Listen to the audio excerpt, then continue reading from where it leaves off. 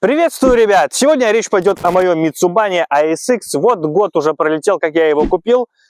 И я купил его, конечно, в конце января 2024 года, а сейчас уже практически в летних куртках можно ходить. Ну, я постоянно откладывал, на неделю сниму, на выходные и так далее. Вот мы до марта и доехали таким образом. Но есть что рассказать. Самое главное по этой машине. Кто давно смотрит, тот знает эту машину. Кто первый раз на канале, подписывайтесь. Плейлист по ней я оставлю. И, кстати, кто смотрел видео, я задумался его продавать. Был ролик такой на канале. Я искал новый автомобиль, смотрел. Но также вы не знаете, что я еще хотел вместо нее купить. И что мне, вернее, предлагали. И сам, и влетали предложения какие-то. Поэтому досмотрите это видео до конца. Здесь будет и техническая составляющая, и психологическая, и экономическая.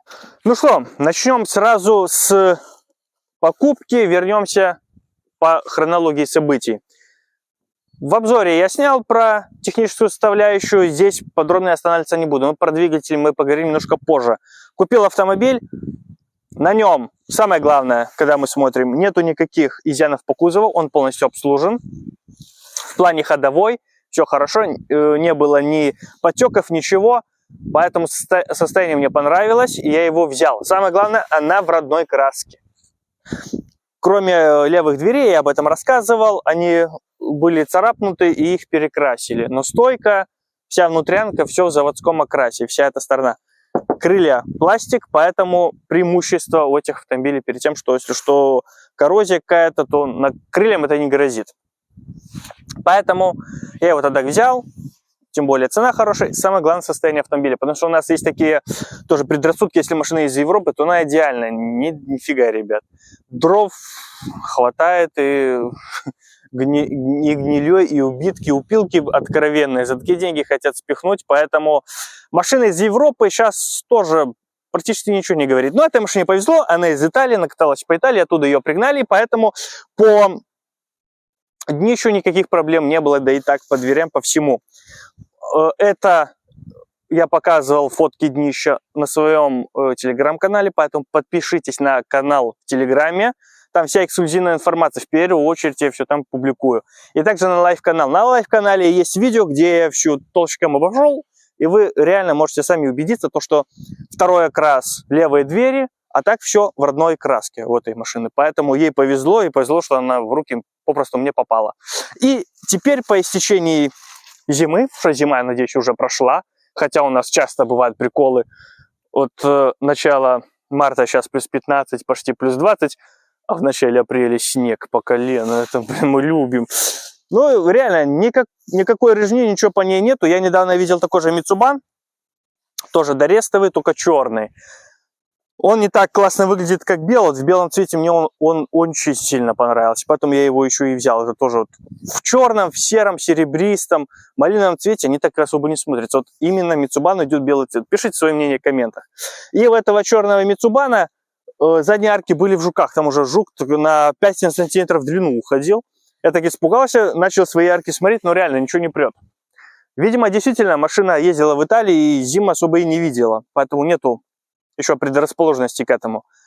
Именно поэтому я еще больше начинаю любить. Наездил я почти 13 тысяч километров на ней. Больше всего, чем на всех остальных своих машинах. Audi на втором месте, а так в основном на ней, по городу. Вот, по путешествиям неутомительно, на дальняк хорошо на ней. Короче говоря, после нее я раньше там посматривал еще на Кашкаи, на Дастеры, ну, нет, да нет, возможно, то после нее сразу нет.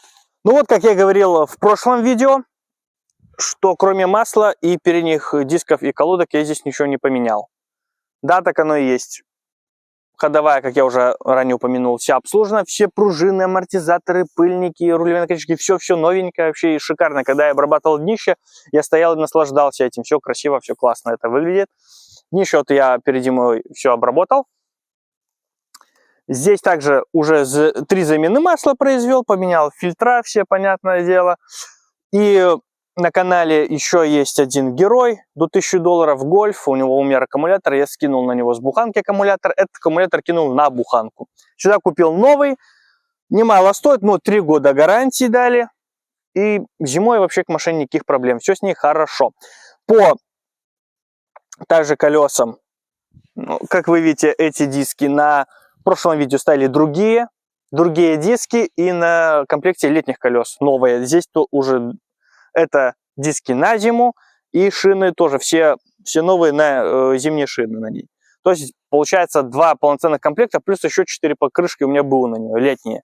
То есть машина полностью укомплектована для весенне-летнего и осенне-зимнего периода эксплуатации. Больше никаких проблем с ней не возникало. И, в общем, я и доволен. Кстати, на годовщину я ей купил мухобойку. Ее на ней не было, если вы посмотрите предыдущее видео. На Drive 2 было самое такое активное обсуждение этого. Я там опубликовал пост об этом. Ну, конечно, мнение сходится к тому, что кому-то нравится, кому-то нет. Кто-то себе ставил, кто-то не ставил. Самое главное, чтобы нравилось владельцу. Мне нравится. С одной стороны, так гармонично выглядит. Самое главное, плюс от этой мухобойки, то, что из салона от капота уже не видно, смотришь вперед. Но благодаря мухобойке ты понимаешь габариты автомобиля. Там уже прикидываешь 10-15 сантиметров, там пройду, не пройду. Это немного помогает, конечно. Вот, во избежание всяких чрезвычайных ситуаций. Но об этом мы потом поговорим, про управляемость, про ходовые качества. По газовым упорам, также мне это раздражает, как я уже говорил, потому что даже на немцах моих, уже 2005 год Audi, Passat 2009, уже там газовый упор, а здесь это кочерга, и мне это раздражает. Я купил, благо то, что преимущество этой машины, то, что ее собирали в России, но в основном на бензиновых двигателях, про дизеля никто ничего не знает. И очень много всяких полезных штуковин на нее делают. Вот мухобойку найти не проблема, вот газовые упоры тоже у нее продают, там крепление полностью, инструкция по установке. Я заметил то, что по фоткам людей, по отзывам и самой инструкции, то, что на российских автомобилях российской сборки не было даже вот этих пластиковых накладок вот на крепление крыла. Там без этого. То есть, чтобы поставить газовый упор, что он где-то вот сюда прикручивается в это место, их нужно снимать. И также на крепление, ну, газовый упор, как обычно, на крепление держится. Поэтому я их сюда доустановлю. Не успел поставить, как обычно. Потом завтра на неделе подумаю. Они так и мне лежат в гараже, упакованные. И по двигателю, конечно, всем было сразу любопытно. Какой двигатель, какой объем 2.0, 1.8. Говорю, 1.8. Ну да, 1.8 бензин. Самое нормальное для этой машины. Вот, там люди, кто мимо проходил, говорят, это дизель. Дизель, все бегут к дизелю сразу. Всех это недоумение. Это дизель, это редкость. Поэтому я еще и рад этой машине. Тому, что я всегда покупал то, что, скажем так, не особо известно и интересно людям. Хотя очень часто происходит вот, с тем же Passat'ом. Я купил, все крутили у виска, нафиг тебе Passat, они гниют, они то, все. И те же люди через 1,5-2 года спрашивают, а куда смотреть, а подскажи, а помоги выбрать и так далее. И это не утихало. Поэтому также и здесь. Все начали кричать на Drive 2, зачем ты себе это купил, это дизель, ничего не известно, их нету, они не популярны, что ты делаешь, идиот и так далее. И я сразу понял, что он на правильном пути. Что с Passat'ом было все то же самое. С точностью то же самое. Но опять же, спасибо всем парням на Drive 2. Очень много хороших людей, все равно их большинство. Которые, если что, пиши мне, я тебе скину ссылки, как там с экологией бороться, и что, как. Так что спасибо, ребята, вам большое. Хочу выразить огромную благодарность. Реально, с поддержкой самую проблемную машину уже не очково брать, когда тебе люди сами готовы помочь, подсказать, где что достать. По двигателю. Короче, за год наездил почти 13 тысяч. 3 замены масла. Масло не жрет, всегда уровень, турбина сухая. По охлаждению, по всему проблем нету, все отлично. Редко капот поднимается здесь, потому что ничего не беспокоит. Машина, я доволен. Ни вибраций, ни шипений, ни грохота, ничего здесь нет. Все нормально с этим двигателем. Расход меньше, чем у Audi, конечно. И чуть меньше, чем у Passat. Passat уже Common Rail, да, уже поинтереснее, он резвее, чем эти насос-форсунки PD-шные серии E188 у VAG. Но этот жрет еще меньше, у него 1.8. И По расходу, ну, где-то в пределах 7,5, 7,7. Если ездить как псих резко, то средний расход показывает 8,2, 8,3. Когда более вальяжно, плавно, 7,1, 7,2 до 7,0 падает. По трассе шестая передача, 120 км в час. Ну, в 6 можно, в 6,2 можно влезть. Если один без кондиционера в такую погоду нормально едешь, то до 5,8 может упасть, 5,7. Короче, ну, расход плавает в зависимости от езды. Если ехать сотку, то, разумеется, самый эконом вариант. По динамике шестая передача, 3000 оборотов, ровно 150 на спидометре. Поэтому машина, не сказать, что прям ураганная, но динамика у нее есть, бодрая машина, 10 секунд разгон до 100. Соответственно, это то же самое, как французы, немцы, D-класс на 2 литрах дизеля. То же самое, поэтому она поинтереснее с этим двигателем, чем Qashqai на 1.5 K9K, чем Kia Sportage на 1.7 дизель, 115 лошадиных сил. Также был такой же двигатель на 115 лошадиных сил, тоже 1.8, но дефорсирован на 115. Но у меня на 150. 150, разумеется, поинтереснее. Как я говорил, 300 крутящего, блок алюминий, но все так боятся, но у тех же BMW уже лет 15 точно, даже больше, середины нулевых, где-то 2005-2006 год, тогда уже пошли алюминиевые блоки, и все не ездят, и ездят по 500 000, и никаких проблем нет. То же самое с этими двигателями. Европейцы их хвалят, им довольны, и никого не напрягает, все с ним хорошо. И, опять же, еще преимущество этого двигателя, мы всегда боимся, так как мы ездим на БУ машинах, мы всегда боимся, а вдруг, а что, а как там, что будет.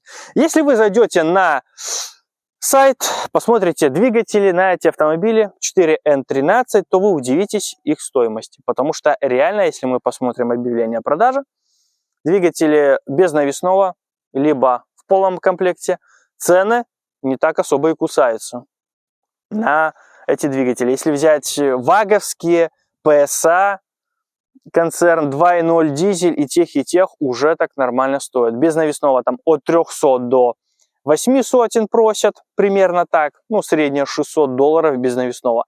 С навесным полный комплект уже может быть, кто-то за 800 отдаст, смотря состояние. Если пробег не особо большой, то уже 1200, 1300, 1400 уже просят, уже нормальные суммы. Клянчат. Вот, к примеру, это суммы на цебавовский мотор, как на моем Passat. Уже Common Rail 2.0 дизель. Здесь гораздо цены слаще и более привлекательные. И реально можно такой двигатель за пару сотен взять и засунуть тот же Гольф, допустим. Это на всякий случай, я говорю сейчас, может у меня такая идея возникнет. Так, на будущее. Чтобы мне потом не обвиняли в плагиате. Вот, поэтому минус это отсутствие хорошей автоматической коробки передач, потому что многие любят автомат, и здесь механика, либо вариатор. Но вариатор я не рекомендую, потому что, ну, я не знаю, где вы живете, если у вас мастера, которые нормально делают вариатор на Mitsubishi. Поэтому здесь лучше всего механика в этом отношении. Короче говоря, мне нравится, как она едет, мне нравится ее тормоза, управляемость, и высоко сижу. Ну, обзор, конечно, лучше, меньше устаешь, когда на дальняк ездишь. Вот, когда по Беларуси я катался там, то ездил на ней. На А4 Audi комфортнее, потому что спортивная горчашка, она помягче, но здесь именно удобно то, что выше сидишь. Также по дизелям здесь ставился еще 1.6 двигатель. 1.6, тоже 115-116 лошадиных сил, дизель. И многие пугаются, что это за двигатель. Это тот же самый двигатель, который устанавливается на Peugeot 5008. С 2009 по 2016 год вот этот восьмиклоп 1.6, который ставится вот на эти минивены. То же самое стоит здесь. Вернее, ставится на такие двигатели. Здесь стоит 1.8. Такой же двигатель стоит на Ford S-Max, Ford Galaxy. Там очень много автомобилей с таким двигателем. Ну, на Citroёn эти 1.6 ставится. И здесь такой же 1.6 ставит. Поэтому не надо бояться, а какой это 1.6 и все остальное. И на обзоре Mazda 6, когда я снимал, я тогда сказал, что у японцев проблемы с дизелями. Но не со всеми дизелями. И тогда люди начали со мной спорить. Не безосновательно. Согласен. Вот на этом примере. Действительно, японцы молодцы, умеют делать вещи. Потому что этот двигатель реально хорош. Он реально крут. И по динамике, и самое главное, если что случится, то можно найти за хорошие деньги с минимальным пробегом, относительно небольшим. И так как здесь ГРМ цепной, можно себя ограничить от замены цепи и всего остального. И, кстати, цепь здесь не менена. И многие не меняют, что ни грохота, никаких шумов от нее нету. Поэтому одним геморроем также меньше. Ну что, и самое главное, то, что, я думаю, всех интересовало больше всего, это, конечно же, продажа автомобиля. Был ролик, как я искал Haval новый, и который мне не зашел. Он есть на канале, кто хочет, может посмотреть. Можно взять Geely от Coolray, допустим, новый, но Coolray стоит в 2 раза дороже этой машины.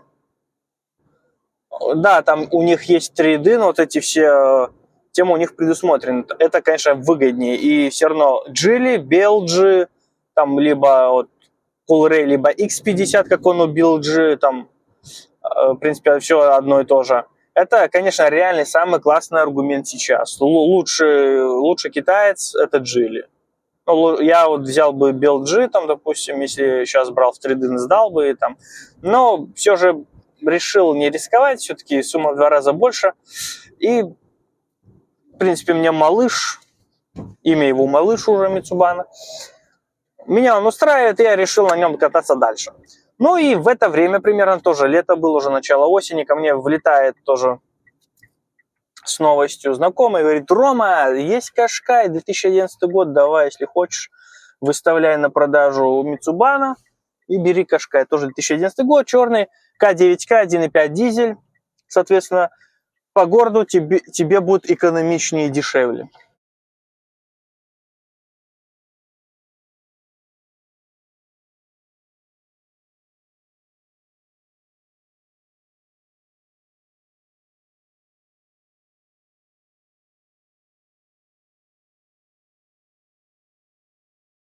Ну, честно говоря, не впечатлил меня Qashqai. Почему? Потому что все равно внешне Мицубан красивее, в салоне дизайн лучше у Мицубана, мне он больше нравится. И, соответственно, плюсов нет у Qashqai перед Мицубаном. Плюс у Qashqai динамика тоже, но 1.5 я вот снимал на лайв-канале, осмотр, вернее, подписчику Qashqai, но уже был новый Qashqai 2020 года. Но, тем не менее, все равно динамика не та. Мицубан прет повеселее. Поэтому я от него отказался. Потом было уже преимущество в том, что предложили новый Qashqai уже следующего кузова, уже 15 год. Тоже белый, но с панорамной крышей, уже подогревы передних сидений. Уже так поинтереснее в этом плане каком-то.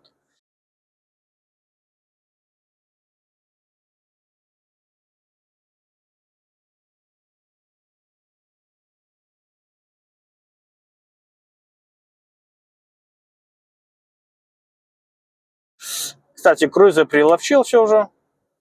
Тоже на кнопках, удобно, все и класс. Незаметно, как я говорил, дело привычки. И от этого Qashqai также ушел. Мне он не особо зашел. Все-таки динамика. Панорамная крыша мне принципиально не важна. Я могу без панорамной крыши. Мне еще, может быть, и лучше, потому что я ей не пользуюсь. А машина в комплектации сразу дороже с панорамой. Поэтому я сказал: нет, не хочу. Тем более он будет дороже. Вот. И насчет этого Мицубана был вопрос, потому что мне предложили уже уже рестовый 2013 года, у меня 11, кто не знает, первый раз смотрит. Там 13 год, уже черный, рейлинги, полный привод, ну, с подключаемой задней осью, как они все паркетники, в принципе, эти. Вот, мол, посмотри, ну, думаю, давай глянем.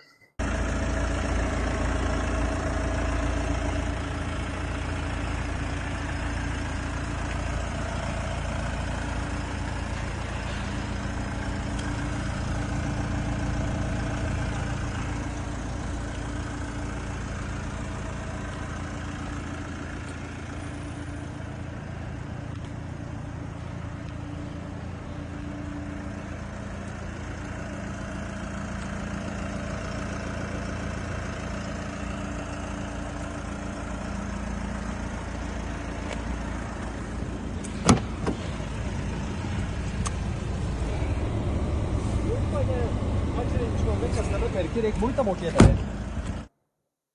все-таки уже Рест, черный, ну, думаю, может, что-то интересное будет. По итогу, короче, это все плюсы, то, что я назвал, у него были. По минусам, во-первых, пробег больше, чем у меня. Во-вторых, заднее левое крыло уже просится на переварку. Уже варить надо, потому что там уже дыра сквозная. Ну и пару жуков по машине тоже нашел. Машина из Норвегии, и жизнь она видела. Потом я тоже отказался. И самое главное, все-таки, ребята, состояние машины, я думаю, никого не удивишь этой фразой, все это прекрасно понимают. 11-й год, 13-й год, никакой разницы. Самое главное состояние. Здесь родная краска, а там ее нужно целиком уже перекрасить, блин, еще варить арку. Зачем это нужно? Надо быть идиотом, чтобы такую машину поменять на ту. Потом я начал сам метаться, думаю, а может Volvo взять? Вот я смотрел XC90, XC60, но все равно я так прикинул, что нужно делать, прикинул стоимость. И у обоих нужно было песочить, потому что я видел по подкрылкам, там уже ржа есть, уже нормально, а тут ничего этого не было. Тут все беленькое, чистое, красивое, блин, ну как реально как на новой машине, вот чем мне вот Mitsubishi запал мне в душу. Технически обслужен, все с ним хорошо, и здесь никаких проблем, то есть полное соответствие как надо.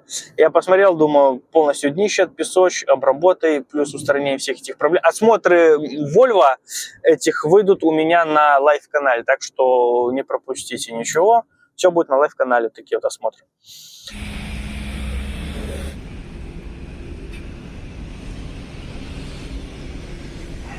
Так, заодно салон.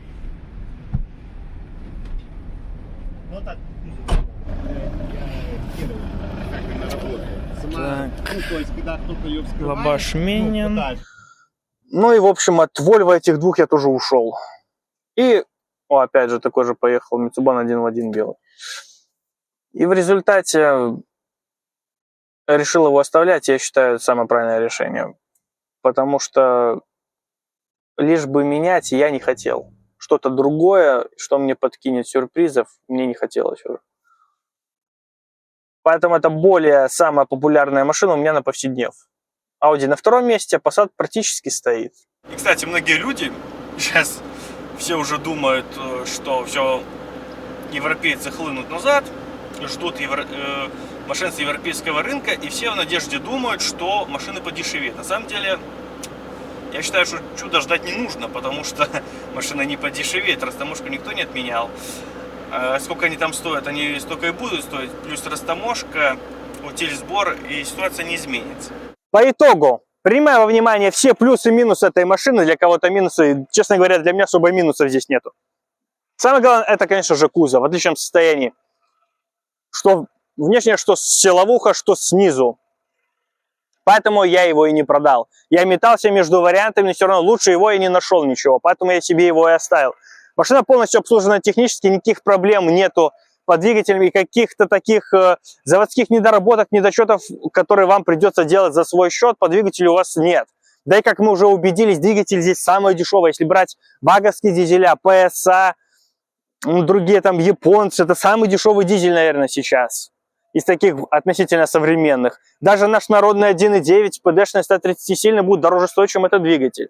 Поэтому проще его будет заменить. Я и подумаю, если там отметку 300 и за 300 я зайду, я, может, куплю себе контрактный, там, пробегом 150 и поставлю его себе, чтобы был потом просто перекинуть и ездить дальше. Потому что реально по кузову никаких проблем нету. Ходовая вся обслужена, все сальники, пыльники, все новенькое, все класс. Поэтому не убедили меня те варианты, которые мне предлагали. И с малышом мы пока не расстаемся. На этом все. Как-то все вот так. Спасибо за внимание. До новых встреч.